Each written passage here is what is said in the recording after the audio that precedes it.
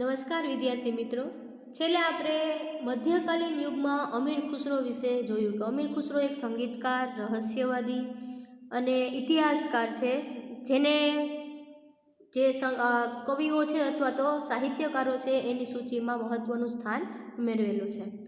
અમીર ખુસરોના ગુરુ વિશે પણ આપણે જોયું કે નિઝામુદ્દીન ઓલિયા છે એ અમીર ખુસરોના ગુરુ હતા.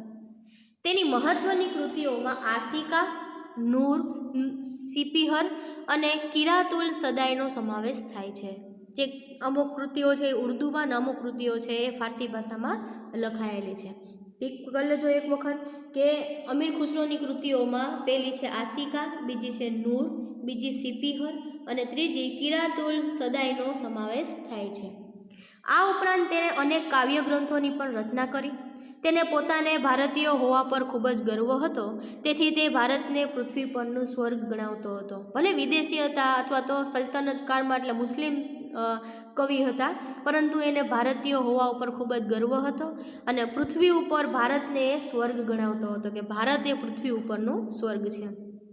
તેને પોતાના પુસ્તકોમાં ભારતનું વાતાવરણ, એની સુંદરતા, એની ઇમારતો અને તેના જ્ઞાન વિજ્ઞાનના પુષ્કળ વખાણ કર્યા છે.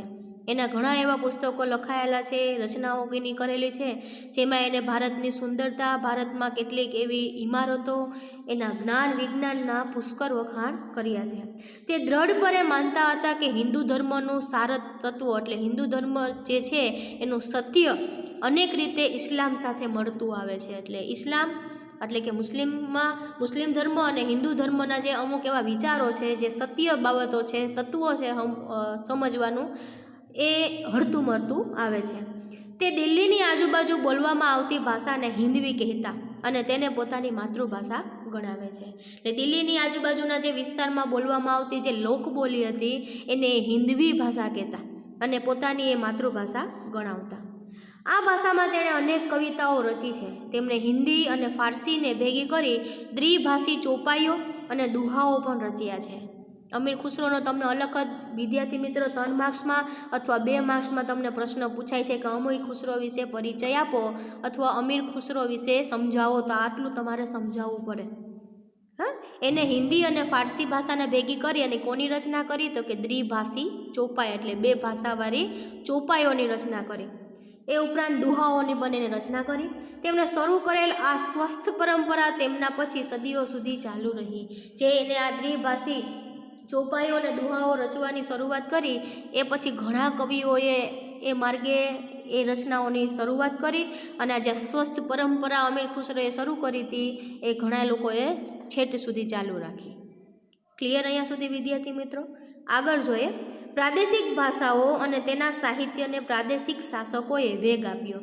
એટલે જે પ્રદેશમાં બોલાતી હોય ભાષા, જેમ કે ગુજરાત છે પ્રદેશ તો ગુજરાતી, પશ્ચિમ બંગાળ બંગાળી, ઉત્તર પ્રદેશ તો હિન્દી, ઉર્દુનો પણ એને ફારસી ભાષાનો પણ એ પ્રમાણિયા હોય છે. પછી કાશ્મીરમાં જાઓ તો કાશ્મીરી ને ઉર્દુ, એ પ્રાદેશિક ભાષાઓ કહેવાય. તો પ્રાદેશિક ભાષાઓ અને તેના સાહિત્યને વધારે ને વધારે એનો વિકાસ થાય અથવા તો એ વેગ પકડે, ગતિ પકડે સાહિત્ય રચાવાની, એ માટે ત્યાંના શાસકોએ એને ઘણો સપોર્ટ કરેલો છે. ભક્તિ માર્ગના સંતોએ લોકોની ભાષામાં ઉપદેશ આપ્યો. તેમાં કબીર જેવા અનેક સંત કવિઓનો સમાવેશ થાય છે. એટલે ભક્તિ માર્ગના જે સંતો છે એને પણ એ ઘણી રચનાઓ કરી છે, જેની રચના થકી લોકોને સારા માર્ગો એને બતાવ્યા છે અને સારા ઉપદેશો આપ્યા છે. તેમાં કબીર જેવા અનેક સંત કવિઓનો પણ સમાવેશ થાય છે. એ વખતે ભોજપુરી અને અવધી હિન્દી ભાષાની મુખ્ય બોલી હતી. એટલે ભોજપુરી અત્યારે તમે જુઓ ને તો બિહારમાં બોલવામાં આવે છે, અવધી છે એ ઉત્તર પ્રદેશમાં બોલવામાં આવે છે. અવધની આજુબાજુનો જે પ્રદેશ છે ત્યાં અવધી ભાષા બોલાતી, થોડી ઘણી હિન્દી જેવી જ હોય. એટલે ભોજપુરી અને અવધી હિન્દી ભાષાની મુખ્ય બોલીઓ હતી.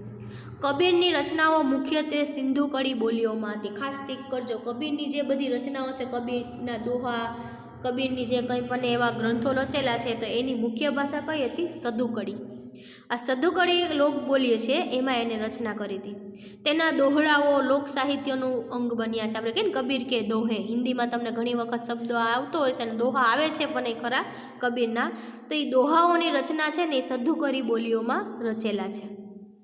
મલિક મુહમ્મદ જાયસીએ અવધીમાં પદ્માવત નામનું મહાકાવ્ય લખેલું છે, જે પદ્માવતી અને એના જે રાજા હતા એના જીવન ઉપરનું આખું એક ચરિત્ર છે, જે કેને લખેલું છે? મલિક મોહમ્મદ જાયસીએ. તમને પૂછે કે પદ્માવતના રચનાકાર કોણ? તો કે મલિક મોહમ્મદ જાયસી અથવા મલિક મોહમ્મદ જાયસીની કૃતિ કઈ અથવા મહાકાવ્ય કયું છે? તો પદ્માવત. આ ઉપરાંત તુલસીદાસનો પ્રસિદ્ધ ગ્રંથ રામચરિત માનસ આપણે બધા જ જાણીએ છીએ. એક રામાયણ આપણે તુલસીદાસની પણ ઘણાએ વાંચી હશે ને જોઈ હશે. તો એ રામચરિત માનસ છે એના રચનાકાર કોણ છે? તો કે સંત તુલસીદાસ. આ સમયે અવધીમાં ભાષામાં લખાયો. આ યુગમાં અવધી ભાષાના બીજા કવિઓ પણ થયા. એટલે તુલસીદાસે જે રામાયણની રચના કરી છે રામચરિત માનસ, એ કઈ ભાષામાં લખાયેલો છે? તો કે અવધી ભાષામાં. કારણ કે તુલસીદાસની મુખ્ય બોલી અથવા ભાષા એ કઈ હતી? તો કે અવધની અવધી ભાષા હતી. તો એને અવધી ભાષામાં રામચરિત માનસની રચના કરી અને અવધી ભાષામાં ઘણા બીજા કવિઓ પણ રચનાઓ કરી. આ યુગ હિન્દી ઉપરાંત બીજી ભાષામાં પણ સાહિત્ય રચાયું. આ યુગમાં એટલે કે મધ્ય યુગ જ હજી ચાલુ છે. એટલે આ યુગમાં હિન્દી ઉપરાંત બીજી ભાષામાં પણ સાહિત્ય રચાયું. બંગાળના સુલતાનોના આશ્રયે રહીને કૃતિવાસે બંગાળીમાં રામાયણ અને પ્રસિદ્ધ કવિ ચંદીદાસે સેંકડો ગીતો રચ્યા. એટલે હિન્દીની સાથે સાથે બીજી ભાષાઓનું પણ એ સાહિત્ય રચાણું આ સમયમાં. એમાં બંગાળમાં જાઓ તમે તો બંગાળના સુલતાનોના આશ્રય, એટલે સુલતાનોનું રાજ હતું બંગાળોમાં, નવાબોનું રાજ હતું. તો એ નવાબોના આશ્રય રહી અને ઘણા કવિઓએ બંગાળી રચના કરી છે. જેમાં સર્વશ્રેષ્ઠ છે કૃતિવાસ. કૃતિવાસ નામના કવિ છે એને બંગાળી ભાષામાં રામાયણની રચના કરી. કોની રચના કરી? તો કે રામાયણની. અને પ્રસિદ્ધ બીજા કવિ છે ચંદીદાસ. આ ચંદીદાસે ઘણા સેંકડો એટલે ઘણા બધા એવા ગીતો રચ્યા. બંગાળમાં સંત ચૈતન્યથી ભક્તિ ગીતો લખવાની પરંપરા શરૂ થઈ. લગભગ 7મા ધોરણમાં જે ભક્તિ આંદોલનનું આપણે પ્રકરણ આવે છે એમાં ચૈતન્ય મહાપ્રભુજીનો ઉલ્લેખ છે, જે બંગાળના છે અને એને ભક્તિ ગીતો લખવાની શરૂઆત અથવા પરંપરા શરૂ કરી. નરસિંહ મહેતાને કોણ નથી જાણતું? તો કે આપણે બધા જ જાણીએ છીએ. ગુજરાતના કવિ થઈ ગયા, જે આદિકવિ આપણે કહીએ, કવિઓના મહાકવિ એટલે કે કવિ આદિકવિ.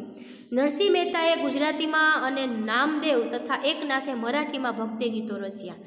નામદેવે છે અને એકનાથે આ બે છે મરાઠી કવિઓ છે. ભક્તના ખાસ કરીને ભક્તિ ગીતો રચનાર કવિ છે.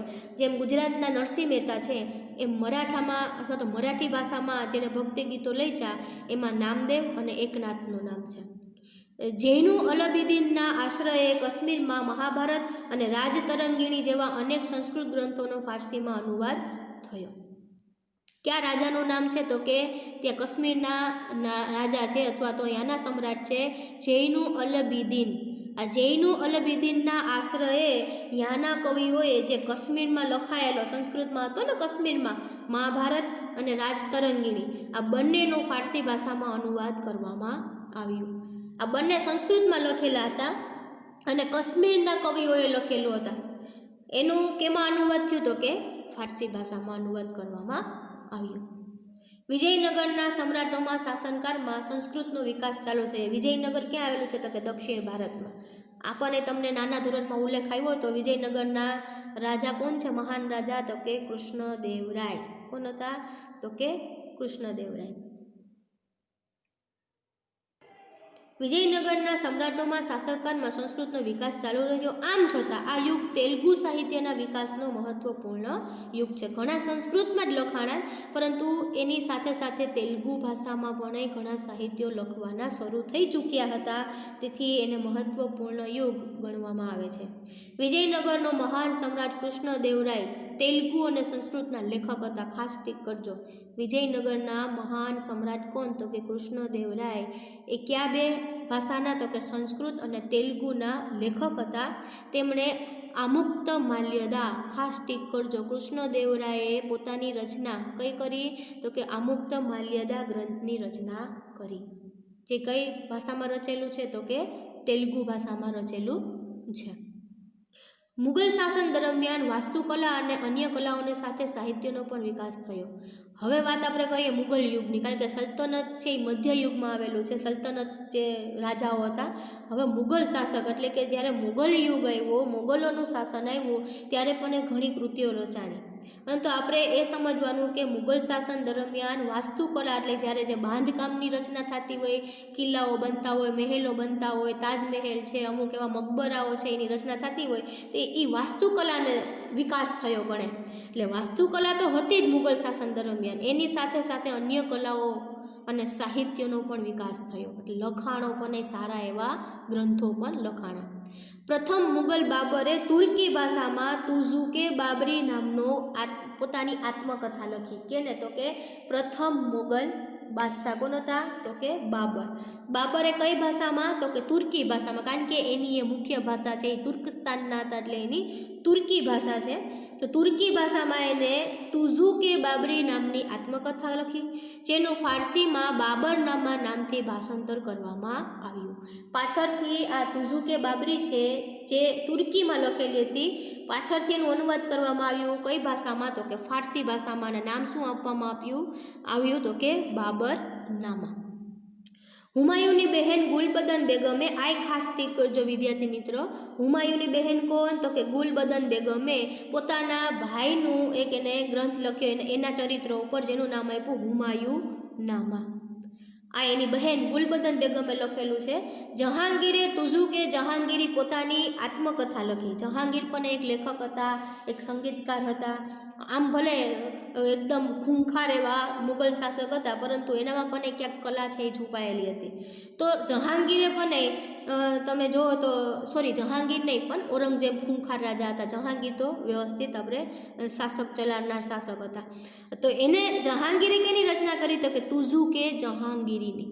કેની કરી? તો કે તુઝુકે જહાંગીરી, જે પોતાની આત્મકથા છે અને પોતાની જાતે જ એને લખી.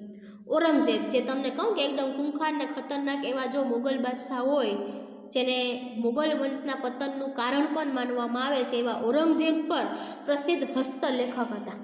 છેલ્લો મુગલ સમ્રાટ બહાદુર શાહ ઝફર પણ એક ઉર્દુ કવિ હતા. એટલે ભલે મુગલ બાદશાહો દેશ ઉપર પોતાનું શાસન ચલાવતા, પરંતુ ક્યાંક ને ક્યાંક એનામાં પણ એ કલાઓ છુપાયેલી હતી, જે પછી નાટ્ય કલા હોય, નૃત્ય કલા હોય, એને તો આપણે સાઈડમાં રાખીએ, પણ સાહિત્ય કલાઓ ખૂબ મોટા પ્રમાણમાં બધામાં હતી. સાહિત્ય અને સંગીત કલાઓ, જેનો એ ઉપયોગ કરીને ઘણા સાહિત્યોમાં એ મુગલ બાદશાહોએ પોતાનું યોગદાન આપેલું છે. તો વિદ્યાર્થી મિત્રો, હજી આપણે આગળ સમજવાનું બાકી છે, પરંતુ એને સમજવા માટે આપણે આવતા વિડીયોનો પરિચય લેવો પડશે.